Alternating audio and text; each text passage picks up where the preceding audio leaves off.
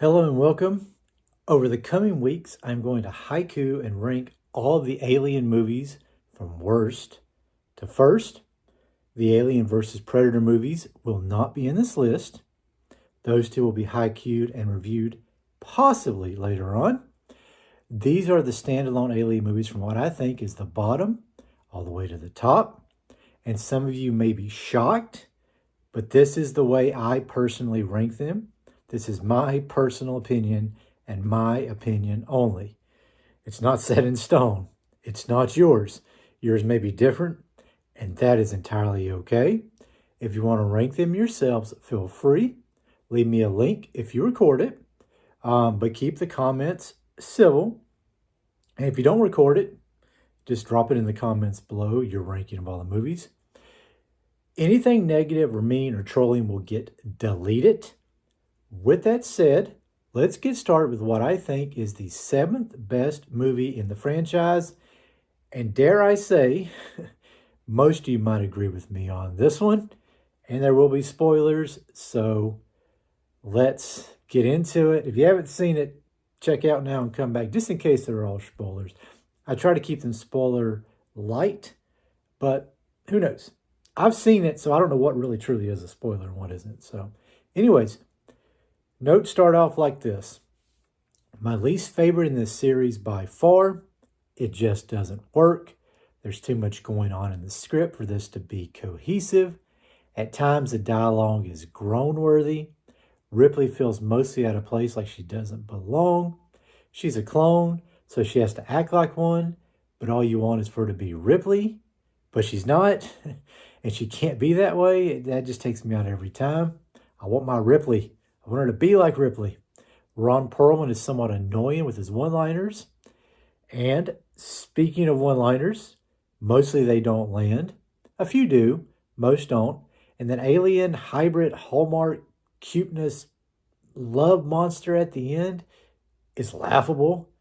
Even the death is sort of laughable. As bad as I hate to say that. It sounds horrible to say that. Alien stuff, though, is great. Love the underwater scene. That was a top-notch. That was one of the better segments in the Alien franchise, though. So they got a little bit right. I wrote in my notes, top-notch. And when they're battling the aliens and running and fighting and all that good alien stuff, all good. But there are a lot more misses than hits in this movie, and that's why it's number 7 for me. And with that said, and that out of the way, let's get into the haiku and a close of the episode.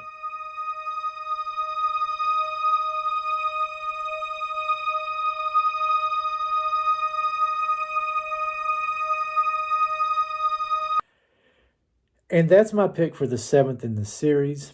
And from here forward, you could almost toss a coin, and I have no problem diving into any of these on any day of the week, any time of the year, maybe even multiple times a year. Really just enjoy watching all of these. And Alien 3 is part of that, but I've always enjoyed Alien 3. Subscribe if you enjoyed the episode, aiming for 200 subscribers by the end of 2025. Keep checking the community section, dropping movie recommendations and channel updates over there. And I just dropped my script for Furiosa, my haiku and script, because I tried to record that like 3 times. One time I had like a copyright claim. It wasn't a strike, but I still didn't like that, so I just skipped it. And then I tried to record it again, didn't like the way that sounded. I was like, you know what? I'll try it one more time, didn't like that. I'm done with this. Furiosa is a great movie.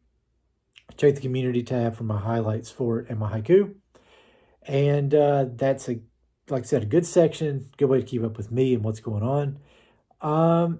And if you have a movie you want me to review, do this one more time.